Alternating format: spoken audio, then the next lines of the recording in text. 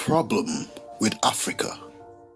She darted purposefully across the knee-high pampas grass that inundated the sparse plains of the African savanna. The sun was high and the air heavy with humidity. She had straggled briefly from her family, a group of fruit gatherers and scavengers. Exhausted, she paused for breath, peering into the distance for a sign of her troop. That's when she heard the slight rustling sound behind her right shoulder. Immediately, a sense of dread filled her, and her heart started to race.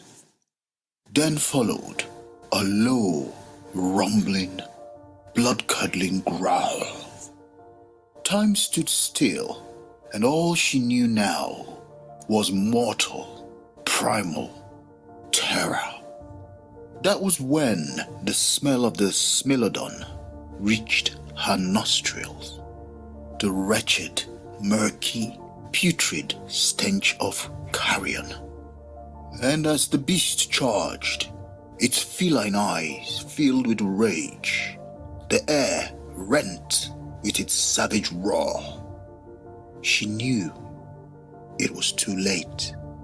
Her emotions ricocheted from extreme alertness to terror, panic, horror, pain, acceptance, peace, and finally, unity with the One.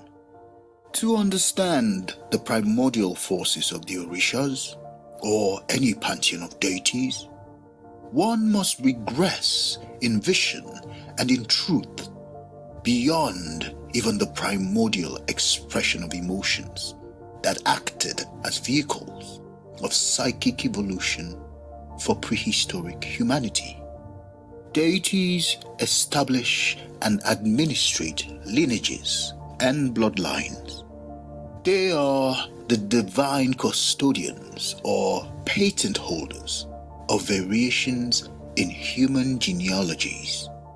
Deities, however, respect hierarchies, even as among them there is a constant tussle for territory and expression in this ever-distracted world humanity has helped create.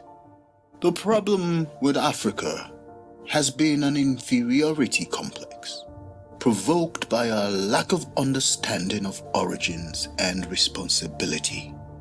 A person cannot assume the form of integrity and dignity if their supreme image of divinity and identity looks like a stranger. The Nordic culture references their higher divine selves through Odin and his hierarchies.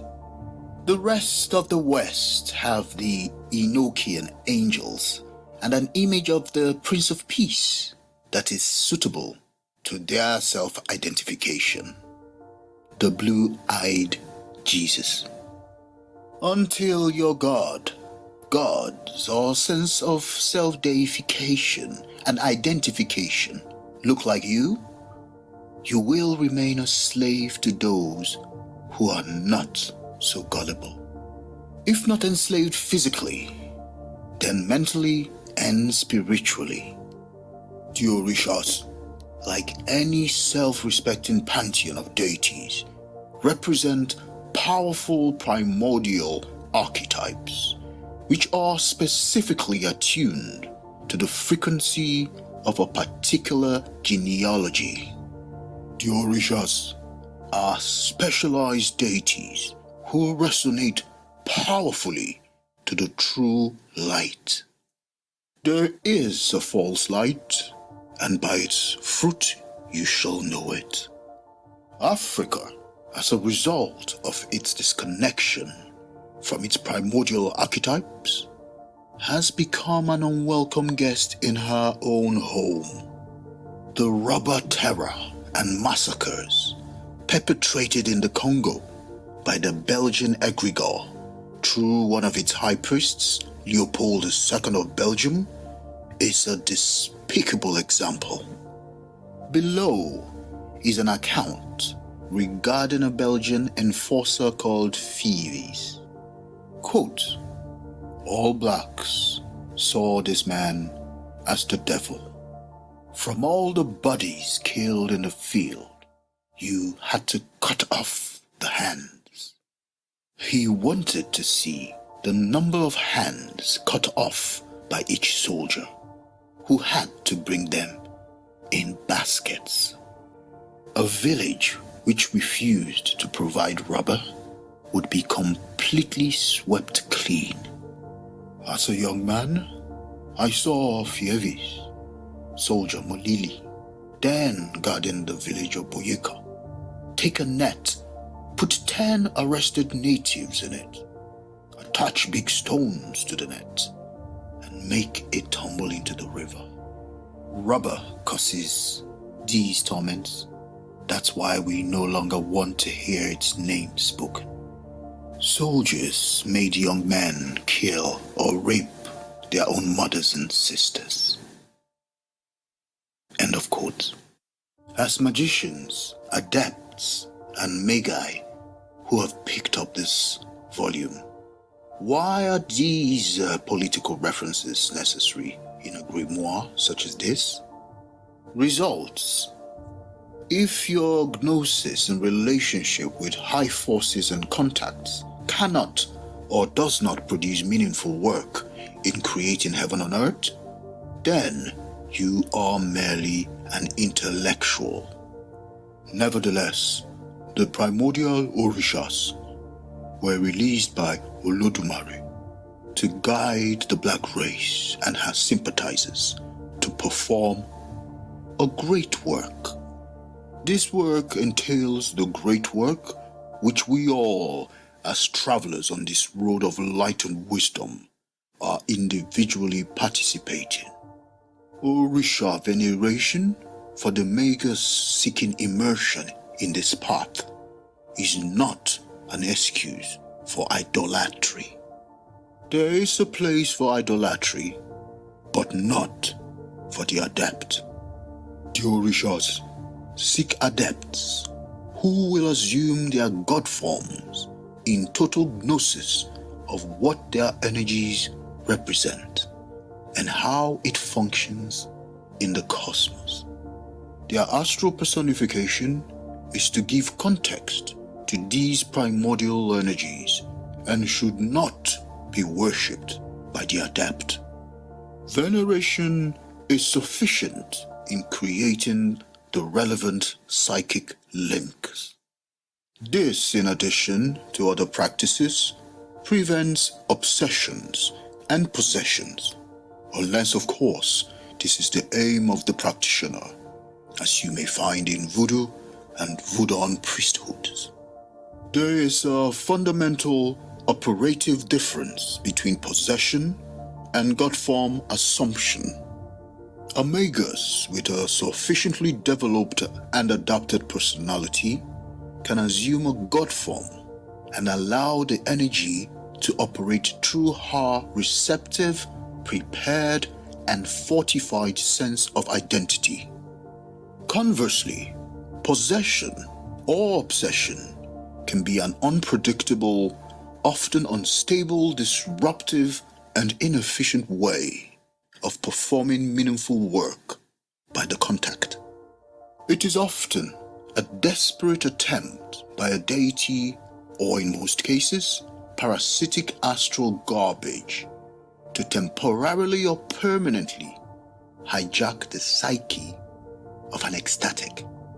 A magician or babalawo who can successfully mount and wield the great African powers will perform what the uninitiated may call miracles.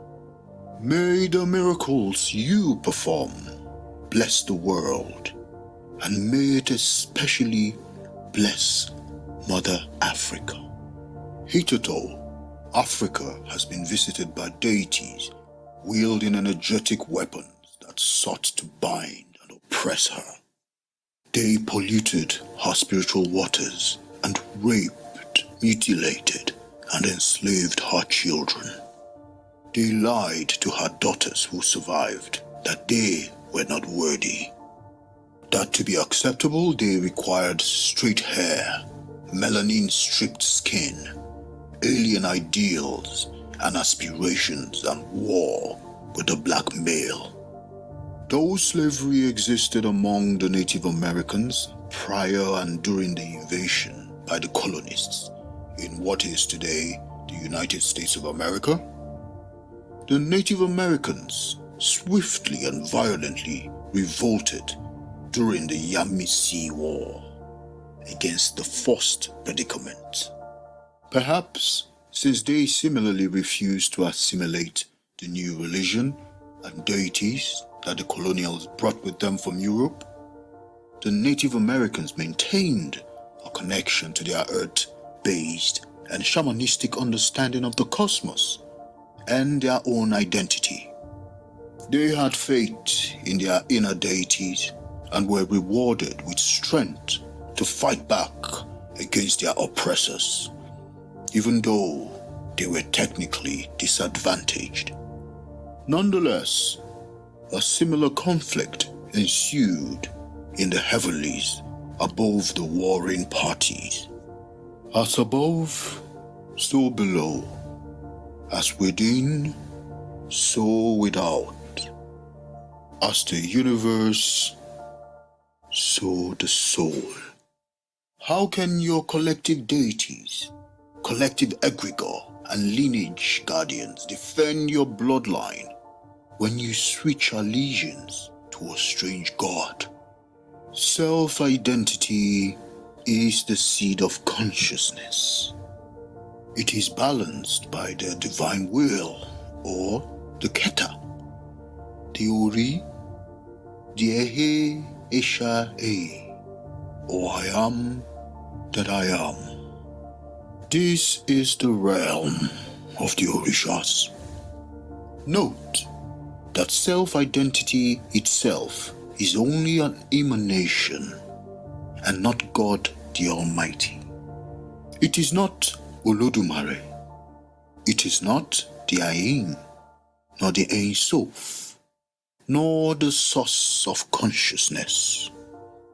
As far as the cosmos is concerned, Olodumare is both inside, outside, and part of it.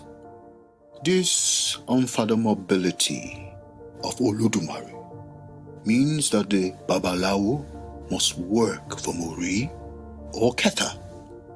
When the Orishas are venerated, understood, and their energies channeled by the descendants of the African genealogy and their sympathizers, the problems that bedevil Africa as a continent and as a people will be contained. These problems are rooted in identity. Hence, this is where the solution resides.